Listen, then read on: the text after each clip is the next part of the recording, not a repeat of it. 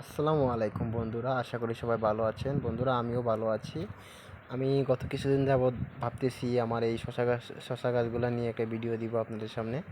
তো আমি সময় সুযোগ করতে পারতেছি না, তাই বিদায় দিতে পারতেছি না। তো আজকে বাড়িতে ফ্রি, এই জন্য একটা ভিডিও করলাম। তো আলহামদুলিল্লাহ, দেখেন আমার শশা গাছটা অনেক বড় সড়ো হয়ে আমার এই যে পুরোটা মাচা একবারে বেয়ে গেছে।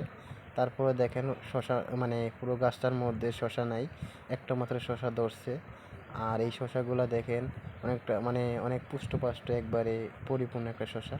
তো আমি এটা কাগজ দিয়ে বেঁধে দেওয়ার কারণ হচ্ছে আমার এইখানে অনেক গান্ধি পোকা বলে আমাদের এইদিকে।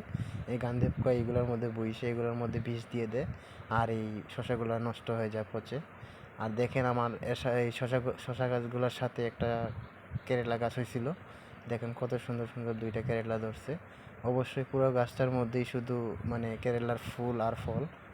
আর এই দেখেন শসা উপরে আছে আরও একটা। তো সব মিলিয়ে বন্ধুরা, আলহামদুলিল্লাহ, আমি নিজের হাতে লাগাইছি গাছটা। তো এখন দেখা যাইতেছে আমার গাছটার মধ্যে ফল আসতেছে আস্তে আস্তে। আমি প্রায় সময় বাড়ির আঙিনায় আমি চেষ্টা করি কিছু না কিছু লাগানোর জন্য। তো এইবার এই শশা গাছ লাগাইছিলাম, আমি তো আশাই ছেড়ে দিছিলাম যে শশা ধরবে কিনা। এখন দেখা যাইতেছে আস্তে আস্তে করা দিতেছে, আর এই যে শশার মুকুল ফুটতেছে।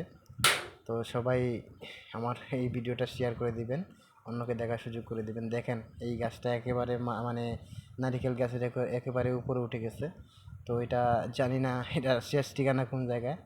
যাই হোক, সবাই ভালো থাকবেন, সুস্থ থাকবেন। আর ভিডিওটা ভালো লাগলে অবশ্যই একটা লাইক দিয়ে দিবেন, আর আমার চ্যানেলটাকে সাবস্ক্রাইব করে পাশে থাকবেন, ঠিক আছে? আর সবার জন্য দোয়া রইল। সবাই আপনাদের যার যার অবস্থান থেকে ভালো থাকবেন, সুস্থ থাকবেন। আল্লাহ হাফিজ।